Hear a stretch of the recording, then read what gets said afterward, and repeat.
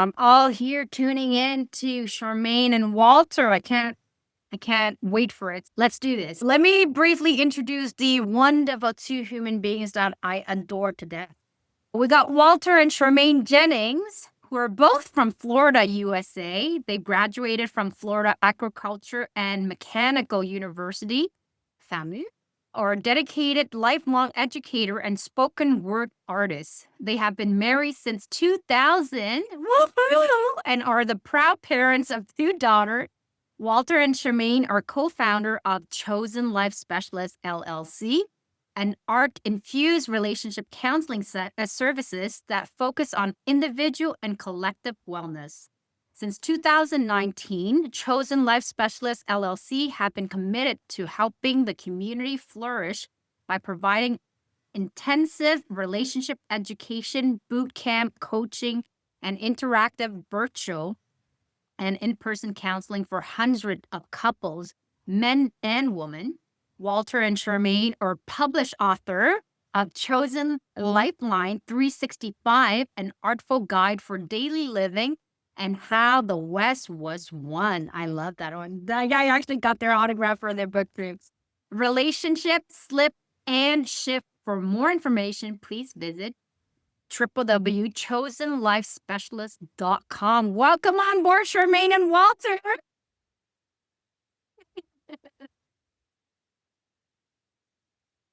Hey, greetings, everyone. Thank you so much, Reed, for that rousing introduction. So once again, my name is Walter Jennings. My name is Charmaine Jennings. We are the founders of Chosen Life Specialists, where we have been called to challenge and change relationship culture. Yes, we do practice saying that together because we are artists and we do believe in being in sync. Again, we just want to say thank you all so much for setting aside the time to invest in yourself via this summit. And we definitely want to thank Ree for the invitation and for her partnership. As she's mentioned a few times, we got a chance to spend some time with her and her partner when they came to Florida a few weeks ago. Charmaine and Ree actually met a few years, what has it been years now? Yeah. A few years ago, but I actually just got a chance to meet Ree for the first time a few weeks ago. Wow, she is a dynamo. And I can tell you that for those of you who may not have met her in person, the Ree that you are seeing online is as advertised. She is in person. And I tell you, it's infectious. And that type of energy and passion for, again, helping individuals to do their work is what we need in this day and age. Absolutely. So we're super excited to be here at Choose You, Choose Happiness Summit, and just super excited for the invitation. So we thank you, Reed, in advance. And our presentation is about being hot and happy. So what does it mean to be hot and happy? Now, when you hear that topic, sometimes men have a different visual in their head. I certainly did. Than women.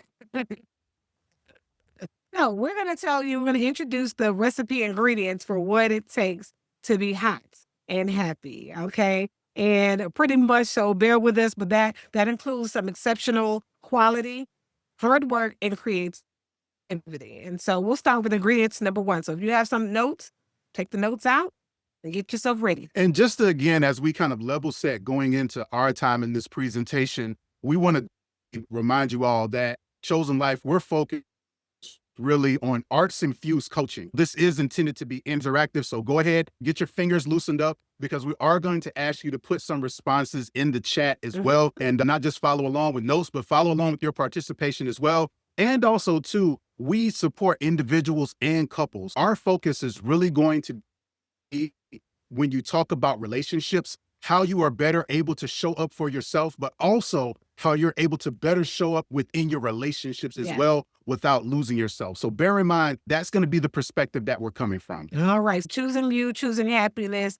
What does that look like? How can you be hot and happy? 2.0, the first ingredient is as follows. It is a red flag. Identifying red flags. This has been a really big hot button issue scene where everybody's talking about what are red flags. What are some signs to know that some individuals may not necessarily have the things that you need to have a productive relationship? And in the U.S., they have speed dating, and there's the popping the red balloon now, right? People are walking down the street popping balloons, right? When there's a red flag, or just to let people know what they're attracted to, what they're not attracted to. Ingredient number one to being hot and happy is to identify the red flags. And so we're going to put up a red flag on the screen, and your role in the chat area is to say if you believe this is a red flag or a green flag. And as we mentioned, these red flags are actually from our book, which is How the West Was Won. This is our relationships life story book. And so this is actually one of the exercises that we actually have noted within our book. All right. So here's the first one. All right. So if you hear someone say, I love you more than I love myself. All right. Is that a red flag or is that a green flag? Is that a concern or is that safe? Go ahead and put your response in the chat. Is that a red flag or a blue flag? Green. Green. All right. We got some responses coming in. Got some responses. Okay. We got red. We got red. Yeah, red flags over here. So you would not, that's not attractive to you for somebody to say, I love you more than I love myself. That's not attractive to you. All right. Oh, somebody said it could be green. Okay. All right. Do we want to have a chat? Absolutely. Yeah. All right. Go ahead. No, go ahead.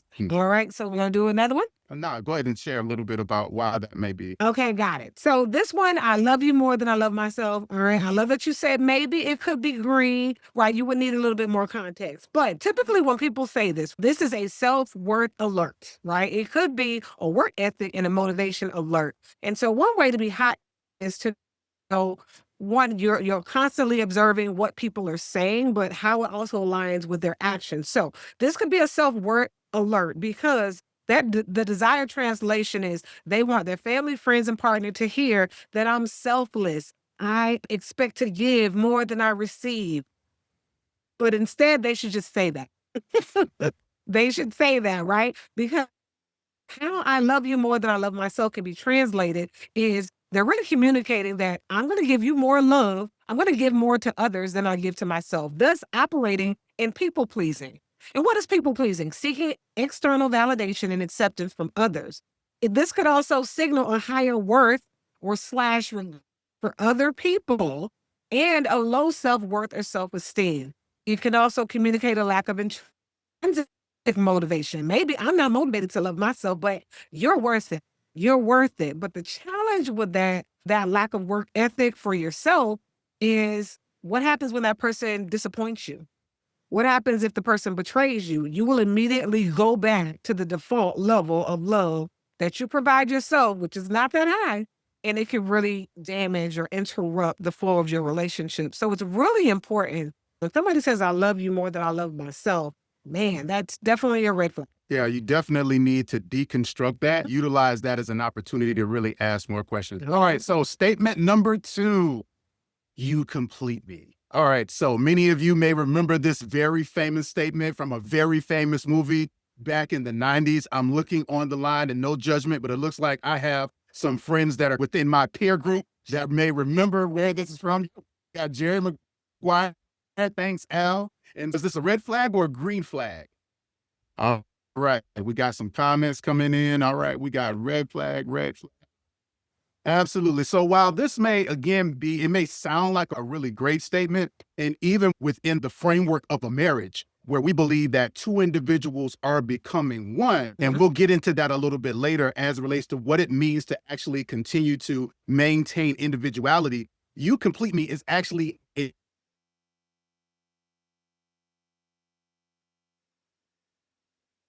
distinct individuals. We are both two whole, healthy individuals, ideally. And the idea is that we're coming together to create a healthy professional and professional partnership. So this idea that I need you in order to be complete should be really cautionary in the way that we approach it, because it can really be a telltale sign that the person is not committed to doing their full individual work to be a full person. All right. Are we still connected? Yep.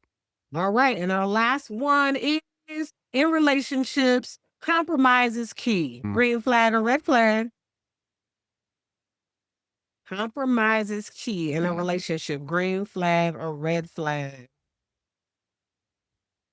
And this one, all right, there's a lot of green flags, right? So there is a lot of information, and we talk about compromise. You have to compromise in a relationship. And so for this one, we caution you, compromise, depending on, we all say words, but do we have the same understanding and definition? Compromise can equal a win-lose alert. We want to seek win-win options. And so compromise is defined as reaching an agreement, settlement, making concessions, or accepting standards that are lower than is desired. Do we want to accept standards that are lower than is desired? So don't exchange your happiness for someone else's space or access path. Yeah, and this can be a really tricky one because compromising is actually an outcome. So when we talk about compromising, that's actually an outcome, but it's actually tied to something larger that we're going to talk about a little later, which is negotiation. Yes. And so that is a really important part, again, when you're talking about navigating your autonomy within a relationship, that you come to the table with the idea of negotiating rather than just immediately going to compromising, which really allows for a broader discussion. Absolutely. And our ingredient number 2. So that was ingredient number 1 for being hot and happy. The importance is being able to identify red flags. Ingredient number 2 is inside out before outside in. This is one of our principles that represent chosen life. This is an I in life. It's inside out before outside in. And this principle really speaks to the power of codependence versus interdependence. And so in order to have healthy relationships with yourself, we want to make sure we have an interdependent mindset and a practice. And so you'll notice that the definition of that, it says both partners rely on each other, but maintain their own independence. So you want to be healthy coming into a relationship. Your partner needs to be healthy coming into a relationship. That makes healthy partnerships, whether it's a romantic relationship or professional partnership. Absolutely. You all will notice the various aspects on the left-hand side of your screen. So when we talk about emotional health, you'll see some of the differences there to codependence and interdependent. And so when we talk about emotional health from a codependent standpoint, what we see is that often this leads to emotional exhaustion and burnout because your well-being is actually dependent upon the actions or inactions of other people, as opposed to an interdependent relationship where you actually are promoting emotional well-being through personal growth. So this is both individuals that are committed to doing their work and that are actually supporting one another emotionally. And that takes us to ingredient number 3. Ingredient number 3 for being hot and happy is activate your hot side. Now, we know that many of you, we have people on here from all over the world, and we're so excited about that. And as Ree mentioned, we are from the great state of Florida, which is in the southeastern United States. And one of the things that's really big with us, if you don't notice that sign, that is Krispy Kreme donuts. So both Charmaine and I, we grew up on Krispy Kreme donuts, and Krispy Kreme has a really interesting feature of their restaurant. So anytime the donuts are fresh and they're coming off the conveyor, they put on what's called the hot sign.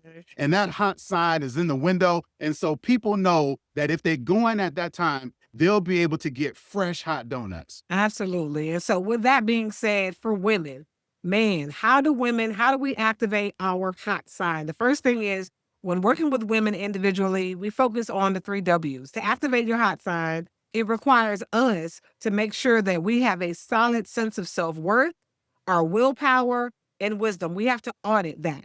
And when we audit that, it uncovers what gets our attention and what are our attraction patterns, who and what we think we are, and how that's manifest publicly and privately through our behaviors. So when a woman knows her worth, she can be hot and happy because she knows her value and she knows her value add. It's her priceless contribution to it's her priceless contribution, whether it's her skill set or just her presence. When it comes to her willpower, she's hot and happy when she knows her vulnerabilities and her addictions. What are those vulnerabilities or those addictions and things that are going to prevent me from accomplishing my goal? That is going to prevent me from self-sabotage, from procrastination, fear, perfectionism, imposter syndrome, and limiting beliefs. And then lastly, wisdom. To be hot and happy is to be able to really get to a place of wisdom, not knowledge and understanding, but moving into wisdom. That means that I know that I have to be a lifelong learner. I have to be humble. I have to operate in harmony to make sure I take advantage of every life lesson that I've learned, to be mindful, to be strategic with my goals, to live on purpose, and to be loyal to principle, not necessarily people. Absolutely. And so when it comes to the work with men via Chosen Life, the 3 principles that we really hone in on are motivation, mentality, and mettle. And so with the majority of men who actually are productive in life, Doing things isn't a challenge. Most men, we are geared towards being responsible. We're taught from a young age that part of being a man is being responsible. And that is absolutely true. But what we found is that most men don't necessarily have a direction in life. And so with motivation, mentality, and metal, it provides the guide for men to actually construct their life in a way that gives them purpose. And by doing that, it allows them to be more self-satisfied in the work that they're actually doing. So for us, being hot and happy for men, it requires an audit in those three areas. And so when we talk about motivation, this is about men knowing who or what drives them, identifying if their motivation is intrinsic. Are they motivated by something or some things that are coming from inside of them? Or are they motivated by extrinsic factors? Are there certain things that they want to acquire or certain things that they want to accomplish? And also being able to self-identify if those motivating factors are pure and healthy. Nobody gets to define that for you. For example, if you're motivated by an extrinsic factor called money, that is completely and totally up to you. Now it's up to you to also determine if that is a healthy pursuit and how that's impacting you. When we talk about mentality, knowing that a healthy mindset is the prerequisite to living on purpose and is ultimately going to lead to your fulfillment. If motivation is the destination of where you're going, mentality is the vehicle that you're actually utilizing to get you there. And so this is the fuel, this is the vehicle, these are the parameters and the guides that men are actually utilizing to help them get to their goals. And oftentimes we have men that are trying to go up a mountain in a Ferrari. And so they're trying to get to certain places, but they don't necessarily have the mentality that is going to be conducive for them to pursue their goal in a healthy way. And then the last one is metal. This is the stomach. This is the resilience. This is knowing that inner and external strength is going to be required in order for you to get to where you're going to go. There are going to be challenges. There are going to be obstacles. And also overcoming those things is going to require not just strength and wisdom, but it's also going to require vulnerability, humility, and a commitment to lifelong love. Wait a minute, men like being vulnerable? No, we don't. I didn't say we like it. I didn't say we like it. We eat vegetables. That doesn't mean we like it. But vulnerability, again, is an important part, again, of us being a whole, complete, healthy person. And especially when we talk about pursuing our goals. Is there strength in vulnerability? Absolutely, there's strength in vulnerability. However, it is important to make sure that you are vulnerable with the right people, with the right things. Beautiful. All right, hot and happy 2.0. Our fourth ingredient is establishing rules for merging. So I want you to think about driving in the car, okay? So the fourth ingredient to be hot and happy is establishing rules for merging. So we use words, not compromise, but negotiate. So we see that you need to learn to negotiate, have shared interests. This is for your we work. Now, your me work, MMI, we didn't really break it down. Right. MMI stands for me, myself, and them. So when we're working with individuals and couples, we make sure that they're doing their me work. You are in a relationship with yourself for the rest of your life, and that is your me work, okay? That is an infinite relationship. But there's also the we work. So now, all of us have we work, whether you're in a romantic relationship, you have coworkers, you have community people that you're involved with, you have next door neighbors, you have friendships, family members. That's your we work. These are your we relationships. And part of the reason why this is so important is because as we commit ourselves to doing our MMI or our individual work and we get healthy and whole, we may feel as though I've got to avoid all toxicity. I've got to avoid all, and there's nothing wrong with that. But the bottom line is that's not realistic. The bottom line is there are some family members that you may not necessarily be able to always avoid that are not going to be healthy with you. There are some places, whether it be your workplace or even within your community and places you frequent, that you're going to have to make sure that you're able to operate and maintain your autonomy and your individualism, but also not be tainted by the environment that you're in and actually be able to contribute to it. And so this we work and being committed to that is so important. Oh, I love Nicole says, can only change you. That's right. That's right. Your circle of control includes you working on your growth, your change, your development. You only have influence when it comes to other people. And so with that, how do you negotiate having Healthy negotiation strategies are important. Make sure you have shared interests and make sure you have boundaries. Mm. Boundaries, that's a whole journey, right? But matching speed. So Yes. when you think about driving as a metaphor, right? When you talk about your we relationships, you want to slow down to observe better, or so that you can mentally prepare and be strategic. So when we're driving, we oftentimes will slow down because we really need to observe how other drivers are moving. If they're going 100 miles per hour, are you going to go 100 miles per hour because they're going 100 miles per hour? In a relationship and in your we relationship, sometimes there's a person that wants to require the partner to speed up, Mm. right? But both of you has to come to and negotiate a mutual speed that you guys are going to flow and grow in. Absolutely. And the next one is signaling and observing. When you talk about shared interests, asking, is there clear communication between you and your partner or the individuals, again, within your workspace? When we talk about signals, are they playing games? Are they potentially sending false signals? Mhm. Is there anything that's misleading that's being said or done? Are you saying, or are they saying yes when they really mean no? Are they saying no when they really mean yes? Are you expecting your partner to read between the lines, forcing them to be a mind reader or a fortune teller? Do we sometimes, or we're not being honest with ourselves because we really want to be with this person? We like this person. And so we're ignoring all the signals. We're ignoring the red flags. And then our last one. Is courtesy. And this is where, again, boundaries are so important. What we like to say is beware and be aware. Because when we talk about we work, it becomes an opportunity for us to also be able to learn from others within our path. Everyone may not necessarily be on their individual journey as far as to become healthier and better the way that they need to be, but that does not recuse us from the opportunities to be able to learn from them. Absolutely. Even if there are things when it comes for us not to do, making sure that we have the courtesy of respecting where everyone is within their journey and being able to identify the lessons that we can potentially learn from them. All right. And in closing, so that was our fourth ingredient. And we just want to close by saying, in choosing you, choosing happiness, we want you to focus on the reminder of your happiness is your responsibility. It requires you to have a response.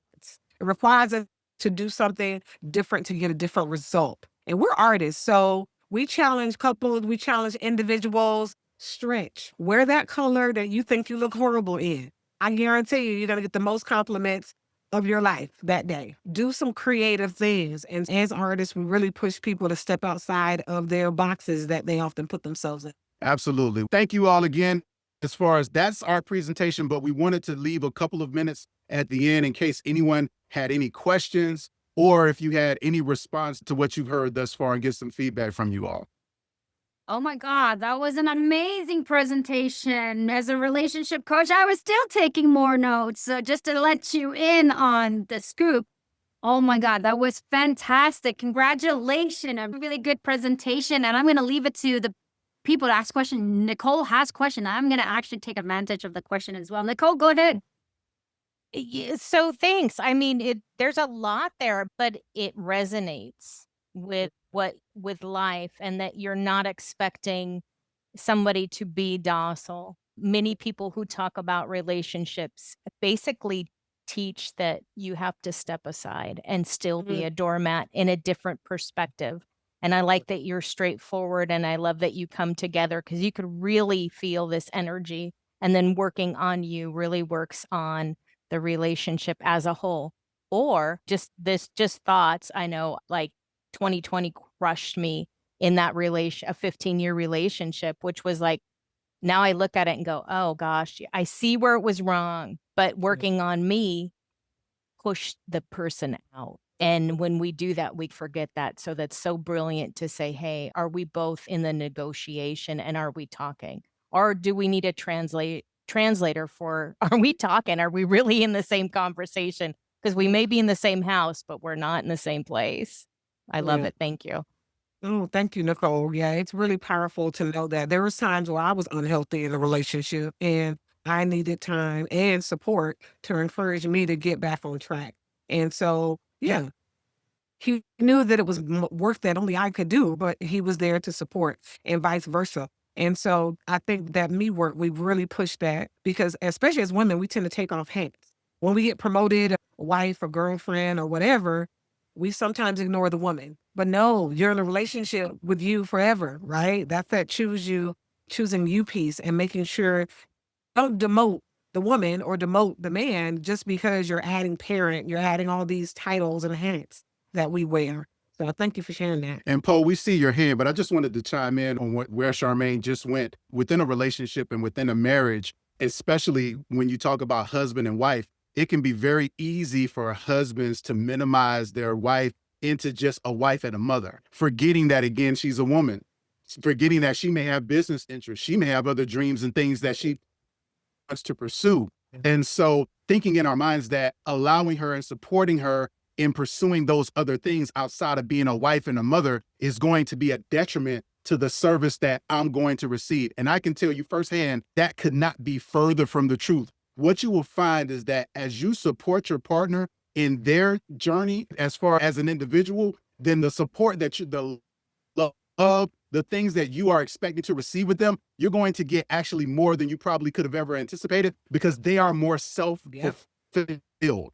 And so it is such an important part when you have two individuals together. And Nicole, thank you for sharing exactly what you did. And sorry to hear about the dissolving of the relationship, but it also is in a way a celebration for you because sometimes we have to lose people in order to really find it and to really gravitate towards our full authentic self. That's right. And to also make room for that individual or that person that is really going to love us for who we authentically are. Yeah, that reason, season, or lifetime. Some people are in our life for a reason, a season, and then there's lifetime. Poe, we see your hand. Go ahead, Poe. Hi, am I muted? Can you? Yes, we. Yes, you Yes. Okay, cool. So I just wanted to ask along the compromise part. How do you know if, say, you go, okay, that's not really what I want to do. If we'll do it this way. How do you know if it's healthy, if they're going to take advantage of that and just go, oh, you said this last time. Like, how do you gauge that balance? Yeah, so there's strategic steps we don't encourage our couples to compromise because compromise tends to mean, there's a win-lose outcome. We want couples to know that they're win-win outcomes, that is the goal. Win-win outcomes. And the bottom line is we don't want people to feel like you have to give up something, especially if it's your core values and it's your standard, right? We don't compromise our core values and our standards. And so sometimes that person, they may be a bit stubborn. They may want their way, but it's okay to put it on pause. So there's a strategic plan on how to negotiate. And there's steps that go into that. Yeah, and I wanted to clarify too that just because you don't get everything you wanted doesn't mean that you lost. Exactly. And that is part of the art of negotiation. What negotiation does is it allows you to go back to your request and ask two key questions. Number one, what is everything that I'm asking for coming from? Because some of the things that we're asking for may not be coming from a healthy place. So that's the first thing. The second thing is, can I prioritize the things that I'm asking for? Are there certain things that are of more importance than other things? And so again, when we talk about this negotiation process, it really allows us to go back to our requests on both sides and really sort through exactly what we're asking for, why, and can we prioritize it? And Poe, to your question, absolutely. It's so important that you're taking inventory when you're having those negotiation conversations, as far as not just as one, but if you notice a continued pattern that especially some of your top priorities when it comes to negotiation are constantly being ignored, that may be a telltale sign that you need to reevaluate the relationship that you're in with that person. Oh my God, aren't they just so powerful, these badass people? It's like I'm salivating here. I can't get enough of you guys. It's so good. I'm so happy you said yes. I have a question though before we close this up, but you can hear the power and the experience. They've done so much. They've done it in their own couple. They embody the things that they teach, and they see so many different examples as they're working with hundreds and hundreds of people, and they do this on a daily basis. and they love what they do. It shows. They're so passionate. I love and adore them to death. So my question to you guys is this, Charmaine and Walter, what is the 2 things that you can name each of you? Let's say, for example, I actually heard another relationship couple friend of mine that they started doing experimenting something new. For example, the husband is actually not allowing, but saying to his wife, before questions being answered, she is always the first one to answer, giving her that space to. When needed, it doesn't mean like certain contexts, he has more experience, more knowledge, and that he will answer. But they're just practicing, giving her that red carpet to. What is it that you guys do for each other? 2 things per person to nurture and connect that relationship so that you see in each other, you feel heard and you feel cherished. Okay, so I'm going to go back to our description where we talk about what gets your attention and what you're attracted to. So and it's all going to connect mine to those 2. So the first thing is attraction, right? What attracts me, first of all, my love language is acts of service. And so we've been married 25 years, you guys. So the first 10 years of our marriage, like, he will buy me all these gifts. Now, that's not my love language. And I didn't grow up getting a lot of gifts. It was acts of service and quality time. So the something that I'm attracted to that he does is when it's the small things. One day, he like filled up the dispenser with Q-tips, or he'll put gas in the car, or he'll put air in the tire. And I'm just like making a huge deal out of it because I'm like, oh my gosh. Are you kidding me? Never mind the $200 shoes I just got you. That's my kind of love language as well. So I feel But going on and on about the Q-tips, I'm like, I can't even fathom it. I can't make sense of it. So it's the small thing. So that's one. And then when it comes to just like attention, I will admit, I am a thinker, and then read your questions. You ask us such big questions in the panel discussion. I love it. And I was like, oh my gosh, Reed's my person. I wake up in the morning with those big life questions, and he answers them. He lets me get inside of his brain. So they call it a demisexual. I am attracted to you letting me get a look and a peek inside of your brain. So that's something he does. He will answer my big life questions. And typically, a lot of men don't like doing it. Oh my God, we're so aligned, Charmaine, because my boyfriend tells me the exact same thing. Why is it that you ask these big questions just before I go into bed? And he entertained me, so I appreciate it. Yeah, we are big proponents of Dr. Gary Chapman's the 5 love languages. And so for me, words of affirmation are really big. And so Charmaine is always very timely with her compliments. Even now, she's gotten a lot better. Charmaine, just so y'all, she is not a big texter. Like, she's not a text. If Charmaine goes back and forth with you, like with 2 or more messages via text message, like, you are really, truly somebody. And like for her, she is in education and was in the classroom for a number of years. But now that she's no longer in the classroom, I will get random text messages during the day. And so those things they really pour into me as far as with just knowing that I'm a thought in her mind throughout the day. And then as also too, for me, physical touch is really big. And so for all the fellas out there, physical touch is not just sex. Of course, that's a part of it, but she will sometimes just put her hand on my heart. And man, when I tell you that just fills my cup, especially like when she can see that I'm stressed or when I'm nervous or when I'm flustered, like she will just come and put her hand on my heart. And it just calms me down. Or she'll just put her hand on my shoulder. So just really being able to be intentional with her touches, it feeds me and encourages me in a way that just really allows me to be healthy as far as within our relationship and our connection and our intimacy. Oh my God, thank you for that. It really shined a light for mine as well. Word of affirmation is a big one for me too. Like, my boyfriend is not a big texter. So when I get, baby, I'm wishing you a fantastic day today, crush your business, I was like, oh, he's thinking about me. So I appreciate it. I'm seeing the 2 of you guys. I'm like, there's a huge reflection. So thank you for all of your wisdom, the knowledge, the love that you're pouring in. Please, I am actually myself as a speaker on this thing and the one hosting the summit with Nicole. I'm going to be buying my own VIP of this whole entire summit because There's so many goodies. There's so much in there. Thank you so much. Please connect to Charmaine and Walter. Go into their website. I scanned your QR code. The website looks amazing. What a great job. I can't wait. So a big round of applause. Guys, wasn't that fantastic? Thank you, Charmaine. Thank you, Walter. Thank you. Thank you guys so much. Thank you for having us.